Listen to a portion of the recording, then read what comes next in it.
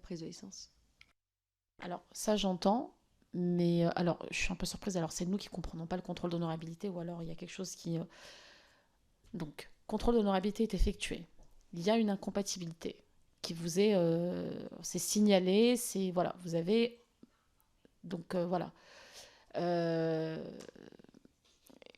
vous transmettez pas. Alors, est-ce que c'est transmis au club? Est-ce que c'est. Euh, je comprends pas. Ou alors vous n'êtes pas informé qu'il y a un problème sur l'honorabilité de cette personne. Enfin, pour moi, normalement, vous êtes censé être informé, mais bon. Moi, je vais être très claire, la seule fois où ça s'est posé, c'est par rapport aux arrêtés préfectoraux où on savait qu'il y avait des entraîneurs qui n'avaient pas la possibilité d'entraîner. Et donc, c'est là où on a mis en place la blacklist. C'était sur un temps bien défini, 6 mois, 9 mois, 1 an, pas beaucoup plus. Et donc, à ce moment-là, il a juste fallu vérifier s'ils étaient dans le fichier ou non, s'ils étaient toujours sur le terrain. Et donc, j'envoyais des mails, parce qu'en plus, tout doit être confidentiel, donc au président de club, pour leur dire, sans leur donner les détails, que telle personne faisait l'objet d'un arrêté préfectoral et que si jamais ils étaient vus dans l'enceinte de patinoire, qu'ils n'hésitaient pas à remonter vers nous. C'est la seule chose qu'on ait pu faire. Alors, je vais vous demander de préciser. euh, Parce qu'il me semble. Alors, c'est très compliqué parce qu'on a autant de versions du contrôle d'honorabilité que de fédérations que nous avons reçues ici. Donc, c'est très intéressant de pouvoir Mm. comparer Parce que chaque les. fédération met en place son contrôle d'honorabilité. Mais normalement, c'est censé être. Enfin, pour moi, c'est censé être quelque chose de centralisé. Et donc, tout le monde doit rentrer les mêmes informations dans un tableau Excel. Donc, les mêmes données qui remontent, qui sont croisées avec un fichier, qui redescendent. Donc, les clubs font les contrôles d'honorabilité. Ensuite, ils sont informés normalement quand il y a. Enfin, nous, on nous a dit. Il y a certains clubs qui nous ont dit c'est rouge, c'est signalé, etc. Enfin voilà, je vous dis, il y a autant de versions que de clubs et de fédérations. Et donc, dans ce cas-là, soit en fait, il n'y a que deux options. Soit vous êtes informé qu'il y a un problème avec le contrôle d'honorabilité, et dans ce cas-là, qu'est-ce qui se passe? Soit vous n'avez pas l'information. Et c'est là où tout ça me semble bien compliqué de se dire qu'on fait un contrôle d'honorabilité pour ne pas avoir l'information derrière. Moi, entre 2020 et 2029, c'était le tout début du contrôle d'honorabilité. On l'a mis en place et je n'ai jamais eu d'alerte remontante à la fédération. C'était l'inverse. Ok, alors moi ce que je peux vous dire, c'est qu'on a auditionné, il faudrait que je retrouve mes notes, la fédération de football ce matin. Et eux, ils ont fait des contrôles d'honorabilité et ils ont eu un retour sur, par exemple, 21 personnes où c'était pas possible. En fait, il y avait enfin, voilà, le contrôle d'honorabilité passait pas. Donc, c'est ça que j'arrive pas à comprendre. C'est pourquoi, dans certains cas, vous avez des retours. Alors, peut-être ça voudrait dire qu'au niveau de la Fédération des sports de glace, il n'y a aucun problème sur les contrôles d'honorabilité. Oui, ça passe pas parce qu'il y a des problèmes. Donc, quand on remplit le logiciel, ça, on l'a eu. On a un référent. Enfin, on Non, avait un. ça, c'est encore autre chose. Ok. Parce que là, on avait un référent digital. Donc, effectivement, ça remontait. Il fallait que manuellement, il vérifie les documents qui avaient été nécessaires à cette prise de licence. Des noms de famille, par exemple, quand on met pas son nom, quand on mettait son nom marital et pas son nom de jeune fille, bah, ça bloquait. Donc il y en a eu plein des dossiers qui ont bloqué, mais rien pour nous alerter sur l'extrait de casier. Je crois que c'est le B2, si je me souviens bien. Voilà, rien qui concernait des faits de violence. Et je crois qu'il y a surtout l'accès au fichier, enfin la comparaison avec le fichier FIGES, donc parce que c'est surtout ça qui, enfin, Madame Nourri peut-être, sur ce contrôle d'honorabilité. Comment ça se passe? Bah écoutez, concernant le contrôle d'honorabilité, effectivement, on peut avoir des retours qui sont, comment dire, à considérer. Moi, je vous avoue que dans ces cas-là, je vais assez rapidement vers le ministère Donc pour vous avez avoir. déjà eu, au moment des contrôles d'honorabilité, vous avez déjà eu des signalements, enfin comment on écrit ça? Des incompatibilités mises en lumière par le contrôle d'honorabilité. Ça vous est déjà Bah, arrivé? alors là, sur ces mois-là, je vous avoue que je n'en ai pas eu. Donc c'est un petit peu l'inconnu. D'accord. Je crois que c'est une nouvelle version du contrôle d'honorabilité, mais ce n'est pas grave.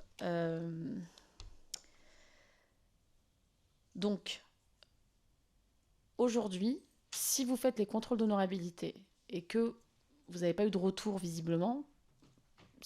Quel est le dispositif quels sont les moyens finalement pour contrôler et faire en sorte qu'il n'y ait pas de prédateurs ou de personnes qui aient changé de club à plusieurs reprises, par exemple, et qui est mise en cause dans peut-être certains clubs ou quel est votre levier finalement pour agir sur cela?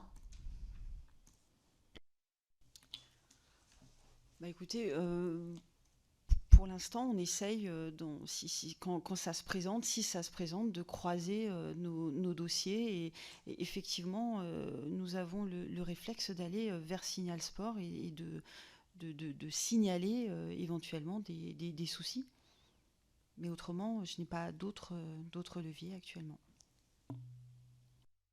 Mais on est d'accord que Signal Sport, c'est uniquement pour signaler des faits de violence.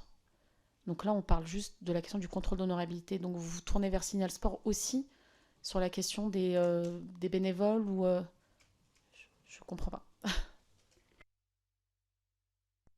Alors, c'est vrai que concernant des questions plus classiques, si je puis dire, depuis mon arrivée, j'ai mis aussi à disposition des clubs le service juridique de la fédération. Donc j'ai un avocat qui est conventionné et qui répond et qui permet d'avoir une assistance à l'ensemble de nos clubs gratuitement. Donc oui. Ça, c'est le conseil juridique. Alors moi, l'accompagnement. Je ne parle pas du conseil juridique, je ne parle pas des signalements sur les VSS ou discrimination ou violence. Je parle vraiment du contrôle d'honorabilité. Donc pour moi, c'est pas Signal Sport. Donc voilà. Donc comment se passe le contrôle d'honorabilité dans les clubs aujourd'hui et au sein de la Fédération des sports de glace? Alors, je vous avoue que là, j'ai une petite carence dans ma réponse et je regrette pleinement de ne pas pouvoir avoir eu Madame Stéphanie Daval à mes côtés qui s'occupait justement, puisque initialement elle était présidente du comité éthique et qui s'occupait de ces questions-là. Voilà. Mais pour autant, je me tiens à disposition de précision parce que je vois bien qu'il y a un flou et qu'on a besoin d'avoir des réponses vraiment, vraiment concrètes. C'est-à-dire que c'est d'autant plus important que le contrôle d'honorabilité, c'est quand même quelque chose qui est essentiel pour contrôler justement les bénévoles, en tout cas ceux qui sont encadrants au sein de vos clubs et donc de la fédération. Et moi, ça me semble, que vous ne connaissiez pas la procédure dans son intégralité, je peux l'entendre, mais au moins les tenants et les aboutissants, c'est-à-dire comment on le fait, qui le fait, où ça va, et si vous avez un retour.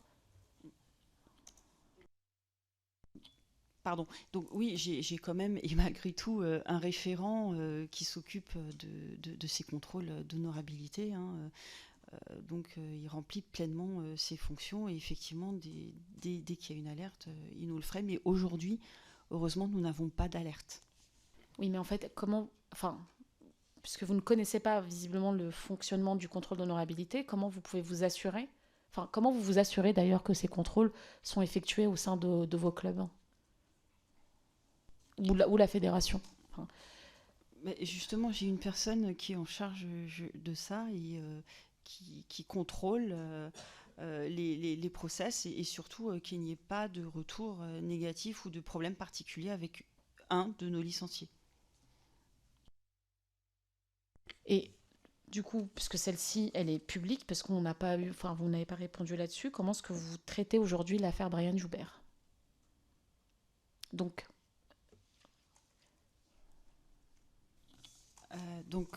aujourd'hui, l'affaire en cours est traitée par la commission disciplinaire.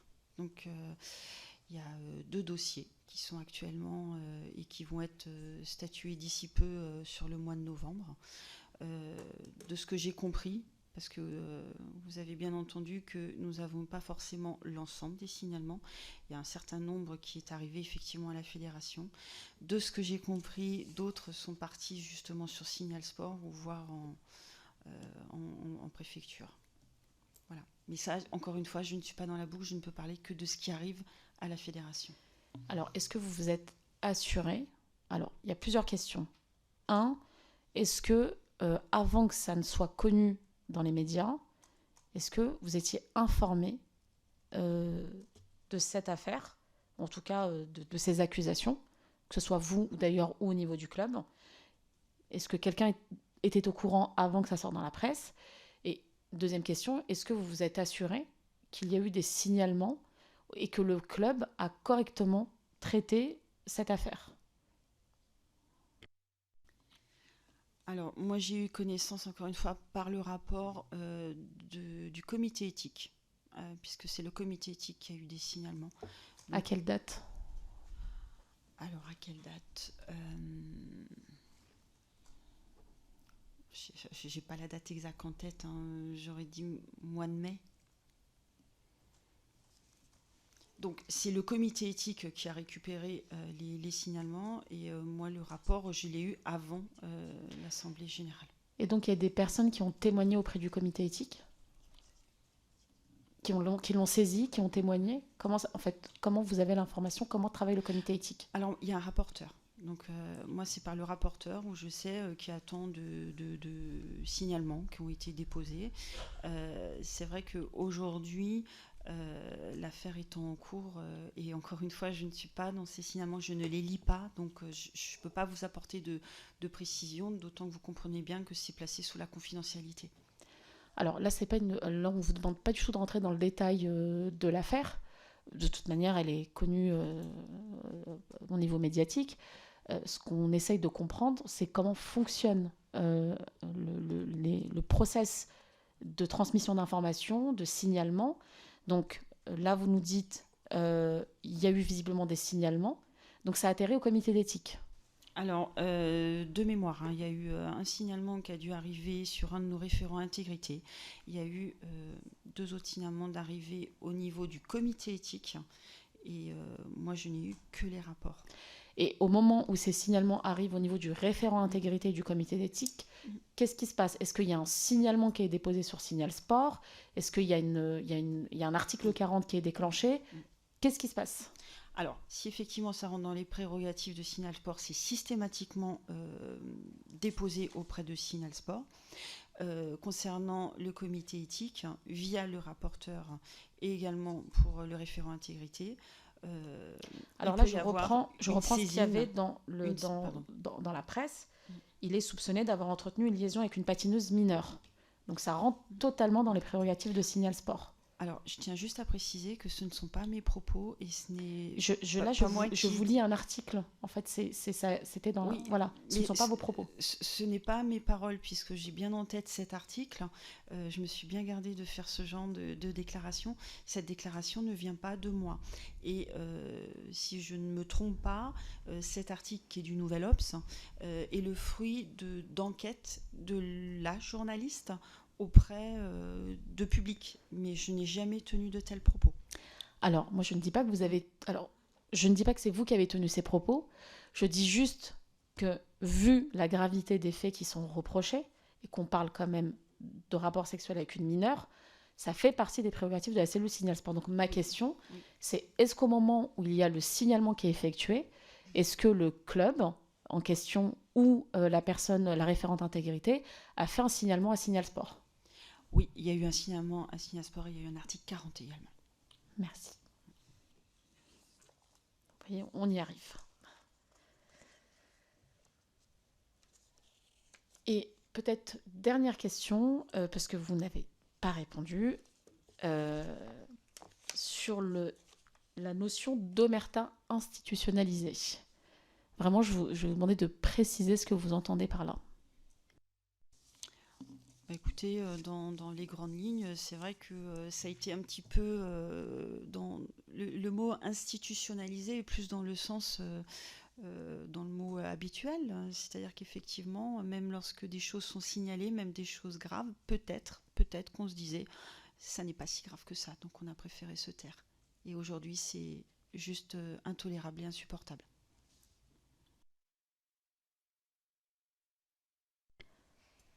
Je crois que je n'ai plus d'autres questions.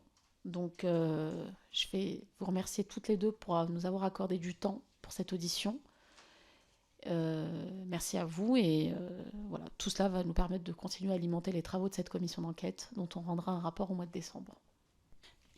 Excusez-moi, est-ce que je peux juste rajouter une toute petite chose parce que ça me tient à cœur. C'est vrai que j'ai lu ma partie de rapport de l'inspection générale, mais j'ai aussi retenu une phrase qui a été notée noir sur blanc, qui disait qu'aujourd'hui, les inspecteurs qui ont été à enquêter à la fédération pendant plus de 10 mois étaient prêts à faire confiance à cette nouvelle gouvernance.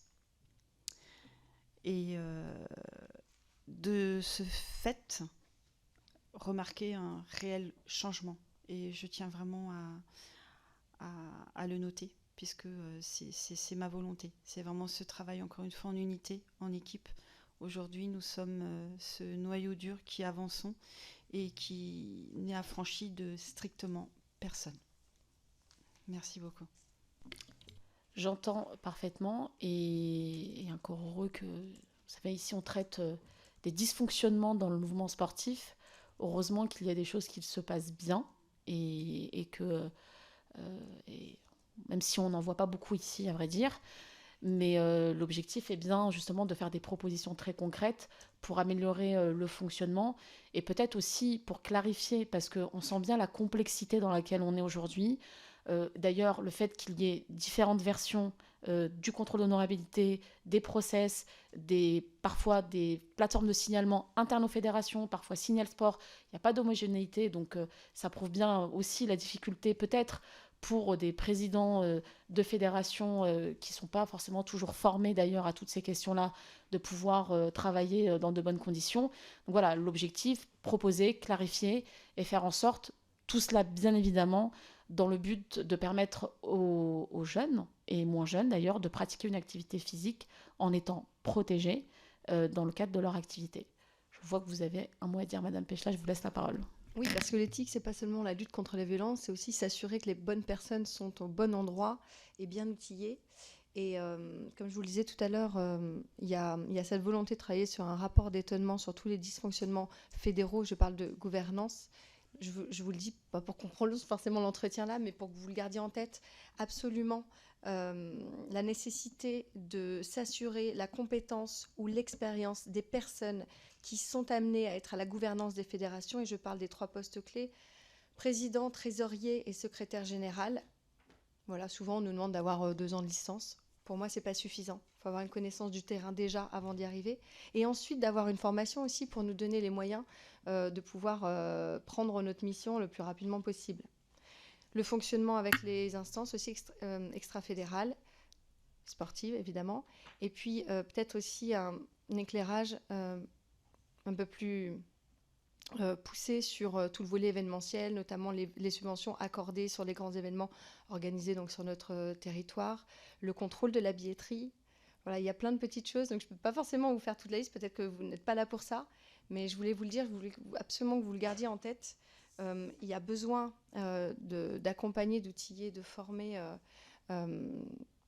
les personnes qui sont amenées à être les garants du monde sportif d'aujourd'hui, de demain, qui gèrent des millions, qui engagent l'État dans leur sélection internationale. Voilà, ça me semble important de le souligner.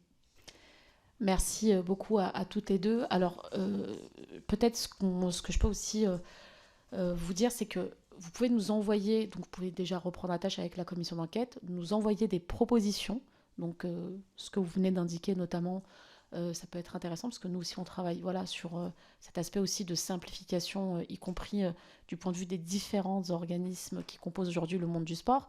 Donc n'hésitez pas à nous envoyer vos propositions et tous les documents que vous estimez nécessaires pour pouvoir peut-être éclairer aussi, peut-être par rapport aux imprécisions qui ont été dans le cadre de cette commission.